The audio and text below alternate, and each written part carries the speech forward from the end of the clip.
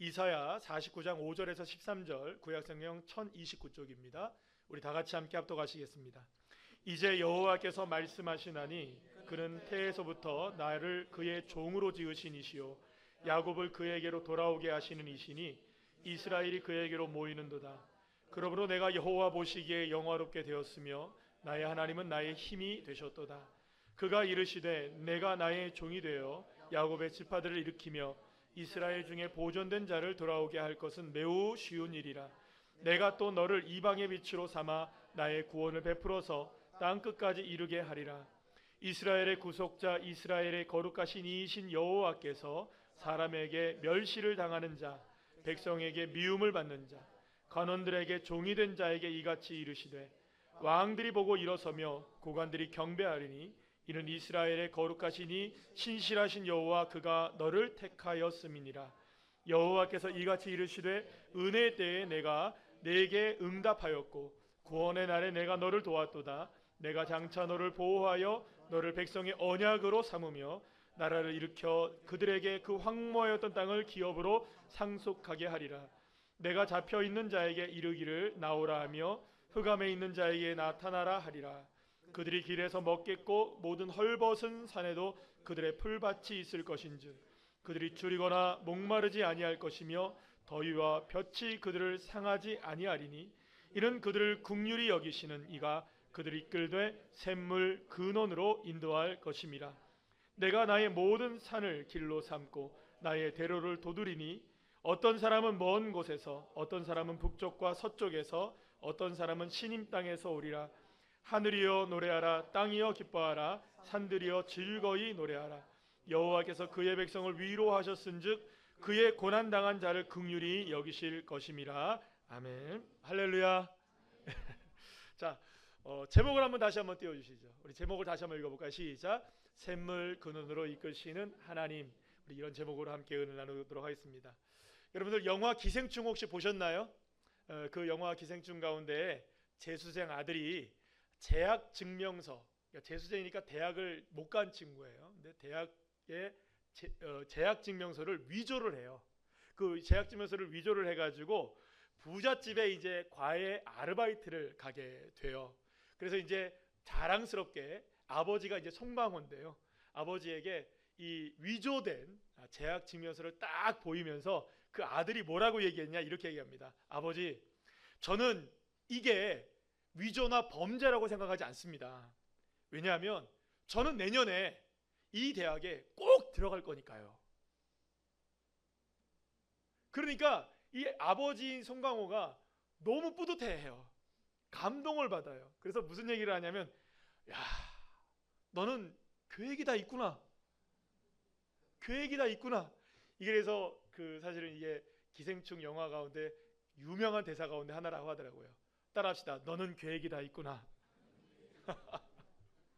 제가 뭐 영화 기생충 얘기하려고 그런 건 아니고요. 오늘 계획에 관한 이야기를 좀 드리려고 해요. 이 계획이라는 말을 제가 인터넷 찾아보니까 굉장히 어려운 단어더라고요. 한번 보시겠습니까? 제가 읽어드릴게요. 계획. 목적을 수행하기 위하여 앞으로 할 일에 대한 방법이나 절차 등을 미리 생각하여 나타낸 단계 목록이나 도표 및 내용을 가리키며 이러한 내용을 정하는 일 자체가 어렵죠, 그죠? 네, 계획이 어려운 단어예요. 굉장히 어려운 단어더라고요. 그래서 이 계획이라는 단어가 무슨 단어일까를 생각해 보다가 뭐 쉽게 얘기하면 이런 거예요. 목표를 이루기 위한 과정이라고 얘기할 수 있을 거예요. 따라합시다. 목표를 이루기 위한 과정. 그게 바로 계획이라는 것이죠. 자, 그렇다면 여러분, 계획에 있어서 가장 중요한 것은 무엇일까요? 뭐 계획에는 여러 가지 단계들이 있을 거예요. 이것도 하고 저것도 하고 이렇게도 하고 저렇게도 하고 여러 가지 단계들이 있고 계획에는 여러 가지 중요한 요소들이 많겠지만 그래서 여러분 물론 이 계획 자체도 굉장히 중요할 수 있을 거예요. 그러나 무엇보다 중요한 건 뭐냐 하면 계획을 통해서 이루려고 하는 목표 자체가 중요한 것이죠. 따라합시다. 목표. 그렇죠. 왜냐하면 계획은 무엇을 이루기 위한 것입니까? 목표를 이루기 위한 것이기 때문에 그 안에는 여러 가지 과정과 단계들이 중요하긴 하지만 사실은 그 단계와 과정들과 그 계획보다 더 중요한 게 뭐냐? 목표 자체라고 말할 수가 있어요. 자, 그러나 여러분, 목표를 이루기 위해서 우리는 늘 계획하고 또 계획을 합니다. 그런데 여러분, 늘 계획대로 한 것들이 이루어지나요? 안 이루어지나요?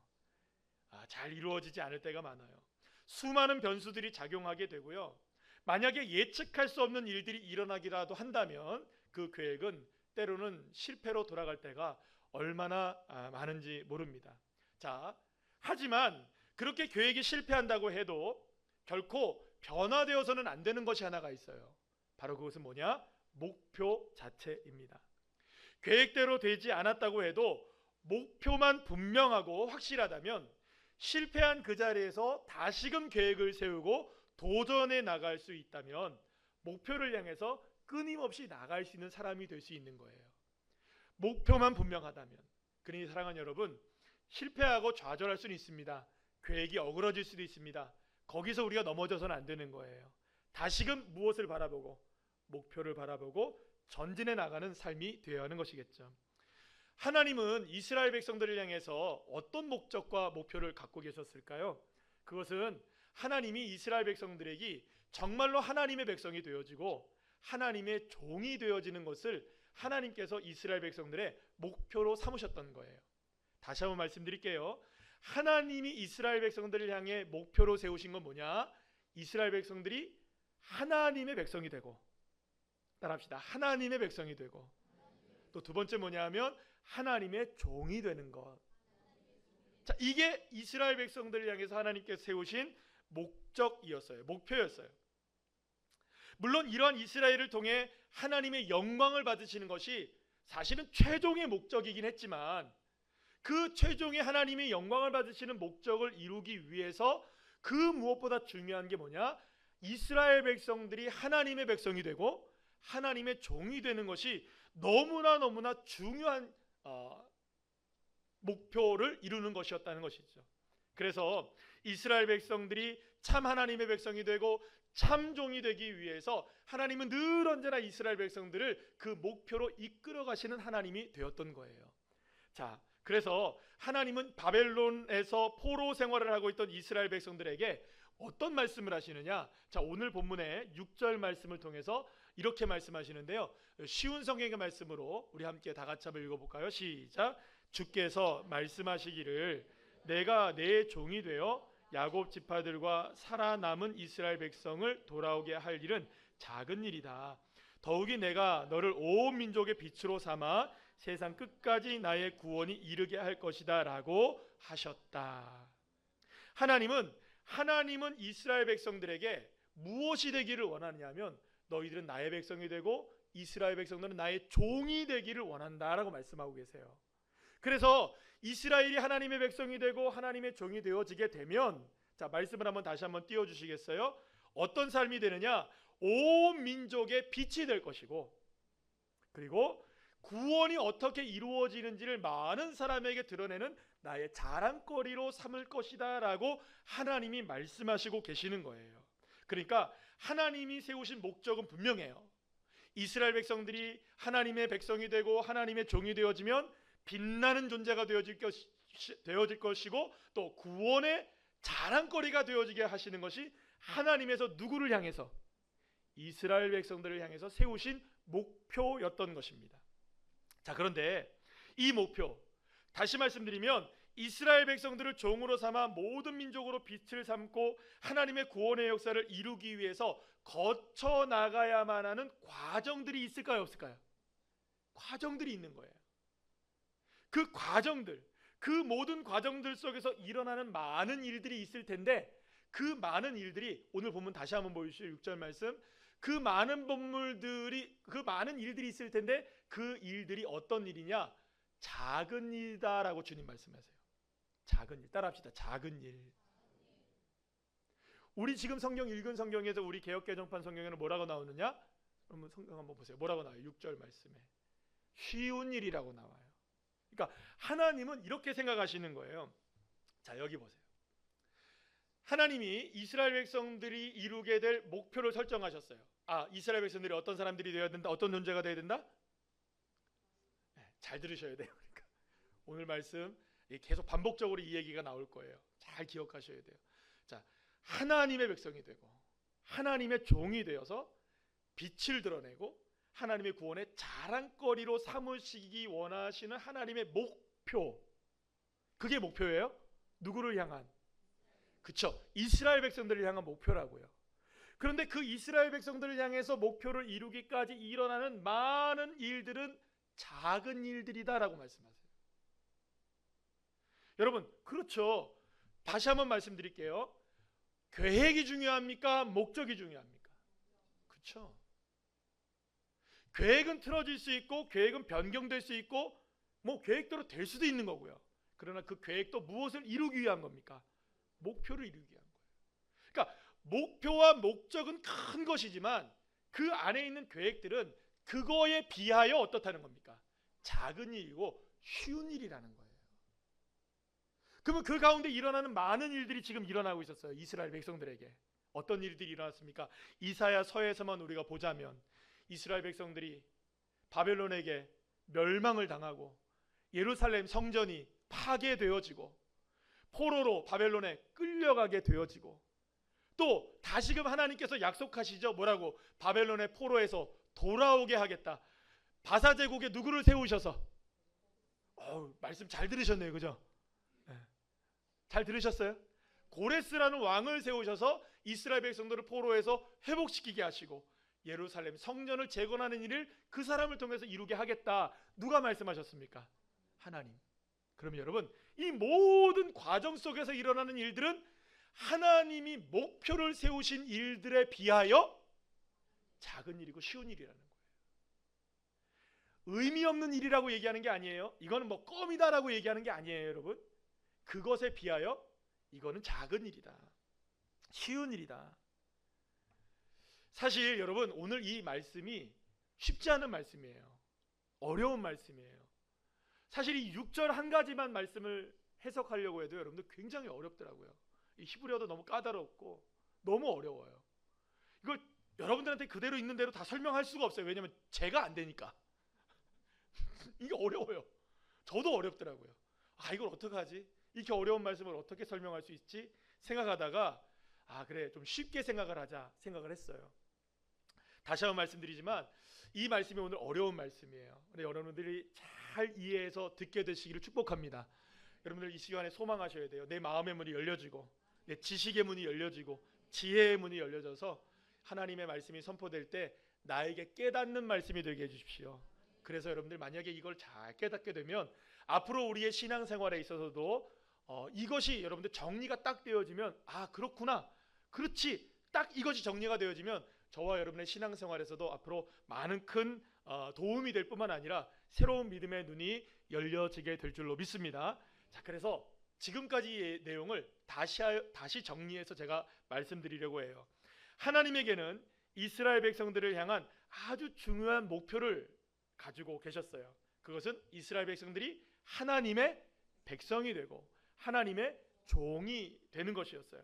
이렇게 하나님의 백성이 되고 하나님의 종이 되어지게 되면 이스라엘 백성들은 모든 민족 위에 뛰어난 민족이 되어져서 빛을 발하는 민족이 되어질 뿐만 아니라 하나님의 구원의 역사가 어떻게 이루어지는지를 보여줄 수 있는 탁월한 민족으로 주님이 세워주시겠다고 말씀하시고 계시는 거예요. 자, 그런데 이러한 하나님의 목표가 이루어지기까지 이스라엘 백성들은 다양한 방법과 계획으로 하나님은 이스라엘 백성들을 이끌어 가시기로 작정하시게 됩니다.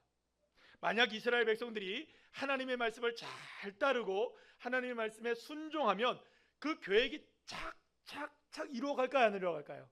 이루어가죠. 탁탁탁탁 이루어가게 되는 거예요.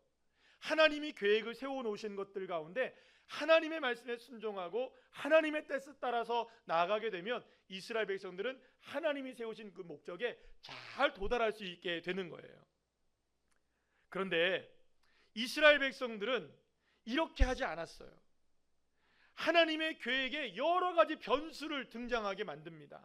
무엇보다 이스라엘 백성들이 하나님의 말씀을 따르지 않아요. 하나님의 말씀을 거역해요. 우상을 섬기기 시작합니다. 하나님의 뜻에 불순종하는 사람들이 되어지게 돼요. 하나님이 세워놓으신 계획 따라 착착착 가면 되는데 그 계획을 자꾸 어기는 거예요. 누가? 이스라엘 백성들이 깨트려 버리고 또 깨트리고 또 깨트리는 거예요. 그래서 하나님은 이스라엘 백성들을 향해 끊임없이 말씀하십니다. 선지자를 보내시기도 하시고 많은 사람들을 보내셔서 하나님의 뜻을 전해요. 그렇게 하면 안 된다. 하나님의 말씀을 따라야 한다. 순종해야 된다. 우상을 섬기지 말아야 된다.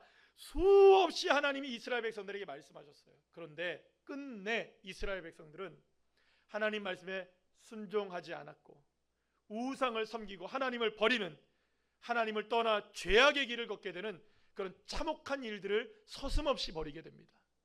그 결과 어떻게 됩니까? 이스라엘 백성들은 바벨론에게 하나님이 그토록 경고하셨음에도 불구하고 하나님의 뜻에 따르지 않아서 결국에는 이스라엘 백성들이 바벨론에게 멸망을 당해서 예루살렘 성전이 파괴되는 엄청난 아픔을 겪게 되었을 뿐만 아니라 나라를 잃고 바벨론의 포로로 끌려가게 되는 정말로 말로 다 할 수 없는 수모와 엄청난 고통과 고난을 이스라엘 백성들이 겪게 되어지게 됩니다. 하지만 하나님은 이스라엘 백성들을 향해 계획해 놓으신 계획을 누가 깨트린 거예요? 하나님이 깨트리셨습니까? 아니에요. 이스라엘 백성들이 깨트린 거예요. 하나님의 실패와 실수가 아니라 이스라엘 백성들의 실패와 실수였던 것이죠. 그러면 여러분 어떻게 해야 될까요? 이스라엘 백성들이 이렇게 잘못하고 이렇게 어그러진 인생을 살고 그 계획을 깨트리는 존재가 되어져 버리면 하나님은 어떻게 하셔야 될까요, 여러분? 아, 계획이 틀어졌어. 계획이 끝났어. 계획은 이거 무너졌어. 아예 안 되겠다. 하셔야 됩니까? 여전히 세워놓으신 목적과 목표를 향해서 이스라엘 백성들을 이끌어 가셔야 될까요? 그렇죠. 하나님이 무슨 목적을 세워놓으셨습니까? 무슨 목표를 세워놓으셨습니까? 이스라엘 백성들은 하나님의 백성이 되고 이스라엘 백성들은 하나님의 종이 되어서 빛을 발하는 인생이 되어지고 많은 사람들에게 구원의 역사를 나타내는 민족이 되게 하시는 것이 하나님의 목적이 아니셨습니까? 그러면 계획이 틀어졌다고 해서 이스라엘 백성들을 버릴 수 있나요? 아니죠.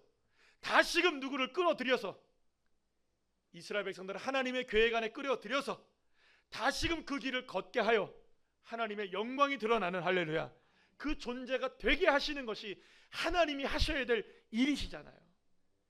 우리는 못하고 이스라엘 백성들은 못하지만 누구는 그렇게 하셔야 됩니까? 하나님은 목표를 잃지 마셔야죠. 왜냐하면 누가 세우신 목적이니까. 그렇죠.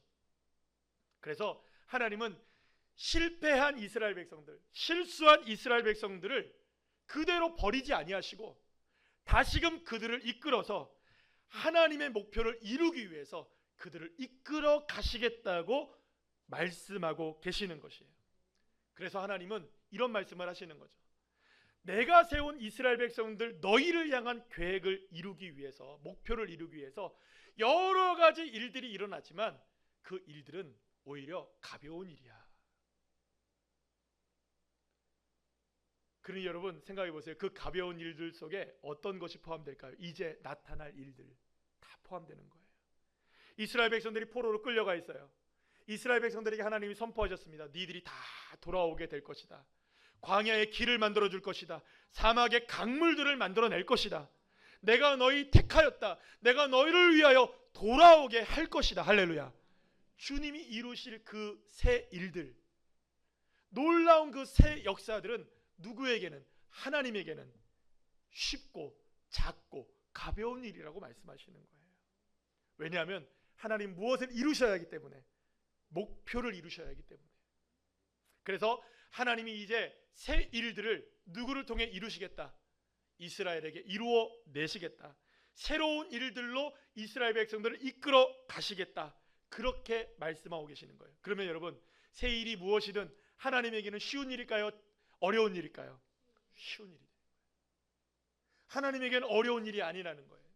자, 그래서 이사야 43장 19절 21절에서 하나님이 어떻게 말씀하셨는지를 우리 다 같이 함께 말씀을 통해 확인하겠습니다. 시작. 보라, 내가 새 일을 행하리니 이제 나타낼 것이라. 너희가 그것을 알지 못하겠느냐? 반드시 내가 광야의 길을, 사막에 강을 내리니 장차 들짐승 곧 승냥이와 타조도 나를 존경할 것은 사막에 강들을 내어 내 백성 내가 택한 자에게 마시게 할 것임이라. 내 이 백성은 내가 나를 위하여 지었나니 나를 찬송하게 하려 함이니라. 아멘.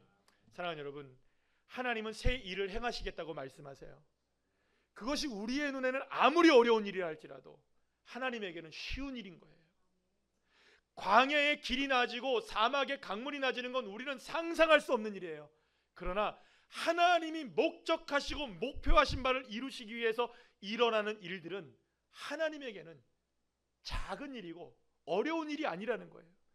그런데 사랑하는 여러분, 우리는 그 하나님이 바라보시는 작은 일, 어려운 일을 바라보며 때로는 얼마나 좌절할 때가 있습니까?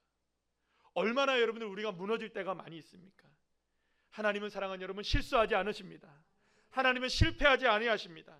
하나님은 하나님의 뜻을 반드시 이루시고야 마십니다. 그렇기 때문에 사랑하는 여러분, 나의 계획은 실패할 수 있고 나의 소망은 무너질 수가 있어요. 그러나 삶의 주권자가 되시고 창조주가 되시고 나의 아빠 아버지가 되시는 여호와 하나님, 그 하나님의 이끄심은 결코 실패하거나 실수하지 않으시는, 반드시 이루어내시고야 마시는 풍성한 열매를 허락하시는 하나님이 되어주실 줄로 믿으시길 바랍니다. 그렇기 때문에 우리에게는 하나님의 뜻과 계획과 목표를 바라보는 믿음의 눈이 필요해요. 설령 힘겹고 어려운 고난의 삶이 우리에게 다가온다 할지라도, 때로는 실패하는 상황을 우리가 경험한다 할지라도, 나를 이끄시는 하나님이, 나의 하나님이, 우리가 다음 구절을 읽을 텐데 바로 이런 하나님이란 사실을 우리가 믿게 될 때 하나님의 놀라운 역사를 우리가 풍성하게 경험하게 될 줄로 믿습니다. 그럼 하나님은 어떤 하나님이실까요? 오늘 보면 10절 말씀 우리 다 같이 함께 읽어보겠습니다. 시작. 그들이 줄이거나 목마르지 아니할 것이며 더위와 볕이 그들을 상하지 아니하리니 이는 그들을 긍휼히 여기는 이가 그들을 이끌되 샘물 근원으로 인도할 것임이라. 아멘. 사랑하는 여러분, 하나님은 분명하게 말씀하십니다. 이스라엘 백성들을 이끄시되 그냥 이끄시는 것이 아니라 그들을 어디로? 샘물 근원으로 인도하신다. 따라합시다. 샘물 근원으로 인도하신다. 옆에 있는 분들과 우리 함께 권면합시다. 하나님이 당신을 샘물 근원으로 인도하십니다. 할렐루야. 이것이 하나님께서 이스라엘을 통해서 이루시기 위한 목표 가운데 하나였던 거예요. 중요한 것은 하나님께서 정하신 목표는 하나님이 세우셨기 때문에 절대로 실패할 수 없다는 거예요. 반드시 이루어진다. 하나님이 이스라엘 백성들을 마르지 않고 끊임없이 솟아나는 샘물로 이끌어 가신다면 반드시 그것은 이루어지는 일이 되는 거예요. 이루어집니다. 반드시 이루어지는 거예요. 자, 그렇다면 하나님께서 이스라엘 백성들을 이끄실 샘물 근원 도대체 어디에 있는 것일까요? 자, 오늘 보면 8절 말씀에서 하나님 이렇게 말씀하십니다. 다 같이 읽을까요?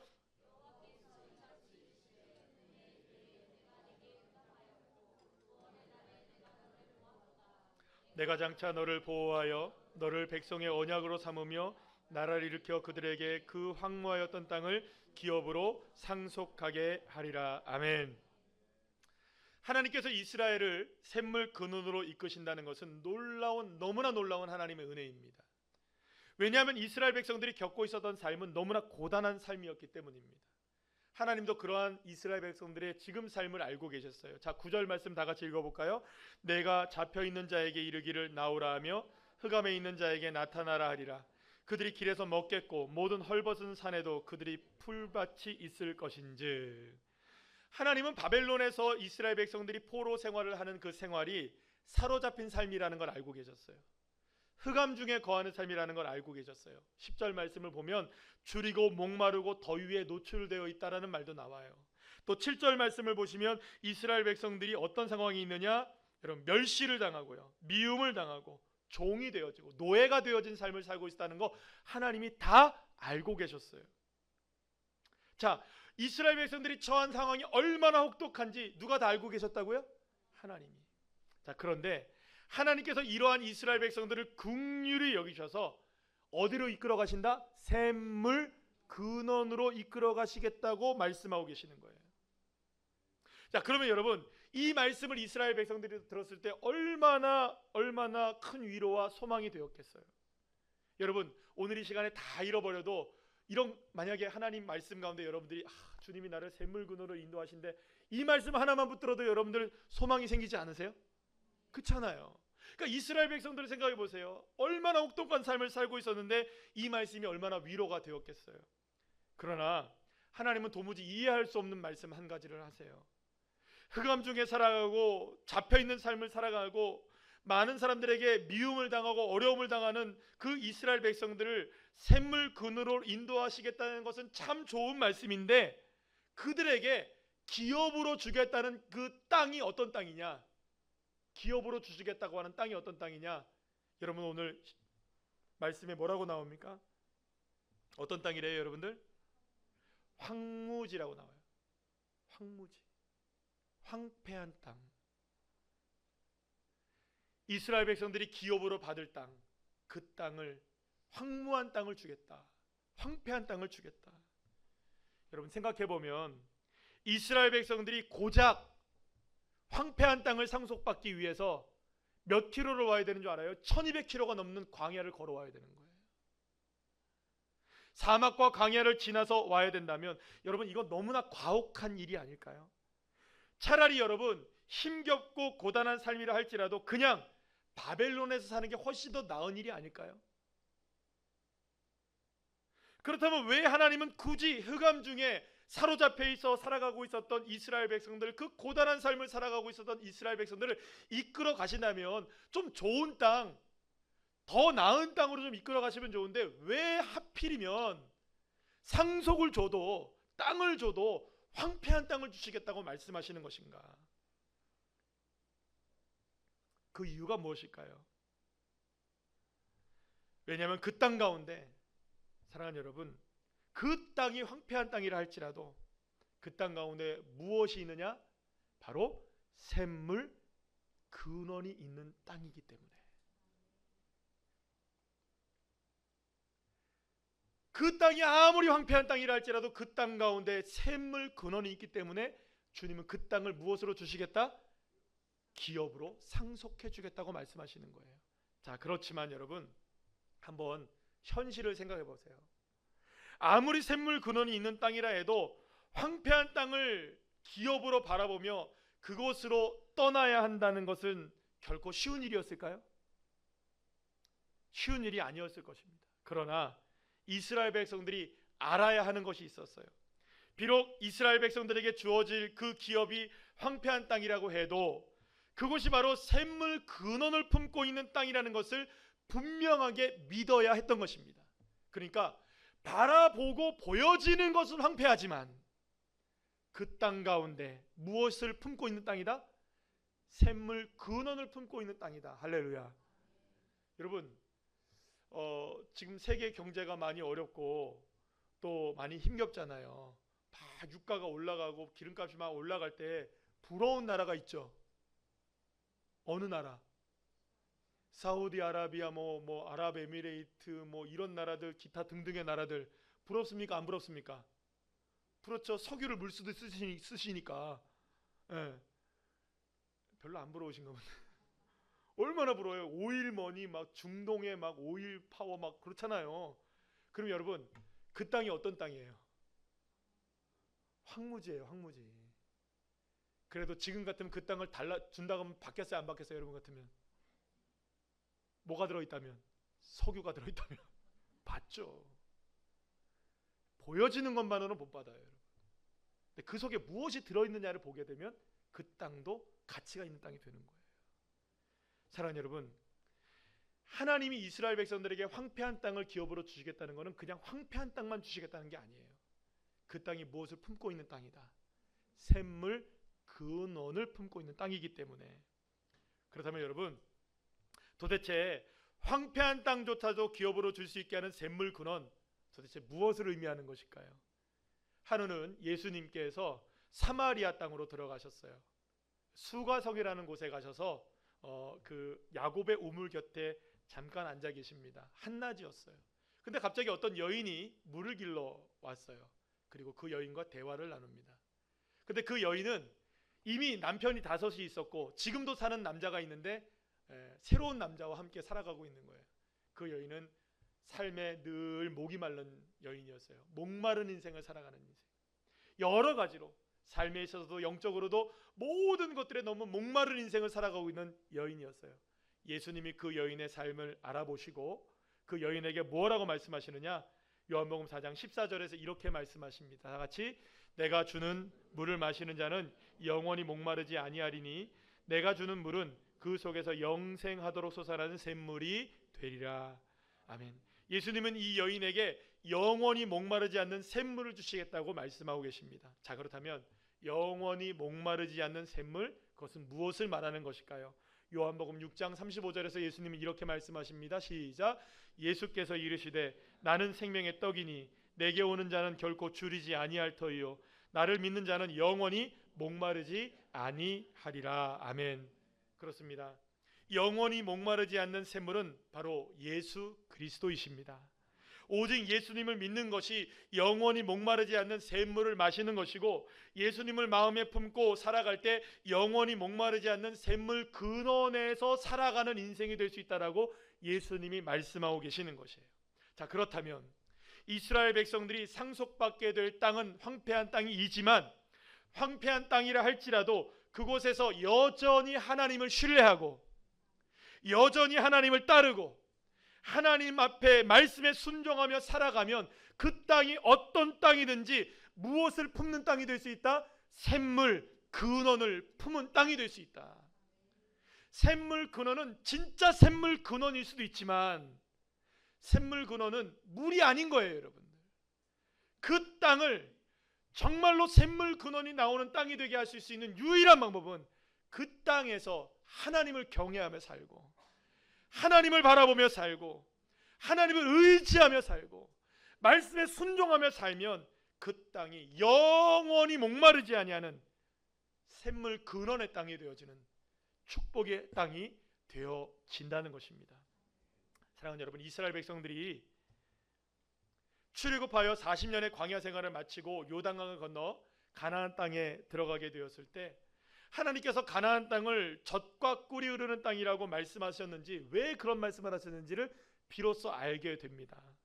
사실 여러분, 가나안 땅은요 황무지와 돌들로 가득한 척박한 땅이에요. 황폐한 땅이에요. 제가 아직 이스라엘은 가보지 못했어요. 근데 이스라엘 근처 쪽에는 좀 가봤어요. 이번에 가봤더니 여러분들 온통 돌이에요. 제가 말씀드렸잖아요. 얼마나 그 길들이 험하냐 하면, 제가 새 신발 신고 갔는데 새 신발이 지금 떨어져가지고 AS 맡겨놨다니까요. 지금 밑창이 떨어져가지고 조금 걷는데 여러분들 신발이 닳더라고요. 떨어지더라고요. 근데 여러분, 이스라엘 한번 그 유튜브나 이런 데 보세요. 한번 사진을 보시라고요. 다 척박한 땅이에요. 돌들 얼마나 많은지 몰라요. 이스라엘 백성들이 가나안 땅이 아니라 애굽 땅에선 고센 땅이라는 곳에 살았거든요. 이 고센 땅이 얼마나 비옥한 땅인지 몰라요. 그 나일강 하구 쪽에 있는 땅이었기 때문에 굉장히 비옥한 땅입니다. 그 땅에 살다가 여러분들 가나안 땅에 들어가면 이거는 젖과 꿀이 흐르는 땅이 아닌 거예요. 그러나 그러한 땅이라 할지라도, 그러한 가나안 땅이라 할지라도 이스라엘 백성들은 깨닫게 된 거예요. 요단강을 딱 건너서 가나안 땅에 딱 들어갔을 때 깨닫게 된 거예요. 돌도 많고 어마어마하게 척박한 땅이지만, 그렇게 황폐한 땅이지만 그곳에서 하나님을 경외하고 하나님을 바라보고 오직 주님만을 사모하는 삶을 살아갈 때 그러한 황폐한 땅이라 할지라도 젖과 꿀이 흐르는 땅이 되게 하시는 하나님의 은혜를 알게 되었던 것이죠. 그렇습니다. 사랑하는 여러분, 그 땅이 어떤 땅인지, 어떤 상태인지, 어떤 상황인지가 중요한 게 아니에요. 그 땅에 하나님이 계시고 하나님이 이끄셨다면 그곳이 어떤 곳이든 그곳이 바로 샘물 근원이 솟아나는 생명의 땅이 되어지는 것이고 영원히 목마르지 않은 땅이 될 줄로 믿으시길 바랍니다.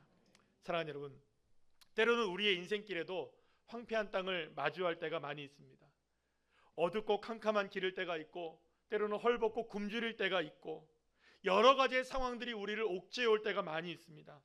왜 내가 이런 상황 가운데 놓여 있는지 이해할 수 없을 때 많고요. 그래서 때로는 하나님을 원망할 때도 있습니다. 사랑하는 여러분, 그러나 분명한 한 가지가 있습니다. 하나님은 결코 실패하지 않으신다는 것, 하나님은 실수하지 않으신다는 것, 하나님의 이끄심에는 실수가 없고 실패가 없다는 것, 여러분 이것을 믿으시기를 축복합니다. 그렇기 때문에 내가 처한 곳이 어떤 곳이든, 황폐한 땅이든 어둡고 캄캄한 땅이든, 바로 그곳에서, 그 자리에서 주님을 의지하고 주님을 바라보고 주님을 믿고 주님이 나를 이끄신다는 것을 기억할 때, 믿을 때, 그곳이 바로 어떤 땅이 되어집니까? 영원히 목마르지 않는 샘물이 솟아나는, 샘물의 근원이 되시는 주님의 역사를 경험하게 되는 것입니다. 사랑하는 여러분, 그렇다면 지금 내가 거한 땅은 어느 땅입니까? 그곳이 어떠한 땅이든 어떤 상황이든, 사랑하는 여러분, 나의 눈을 들어 주님을 바라봅시다. 모든 시선을 주님께 향합시다. 그럴 때 주님을 의지하고 신뢰하고 주님을 믿으십시오. 그때 비로소 나의 삶에 영원히 목마르지 않게 하시는 샘물 근원으로 이끄신 하나님이 참으로 나의 하나님이시다. 하나님이 나를 빛되게 하셨다. 하나님이 구원의 역사를 나를 통해 드러나게 하셨다.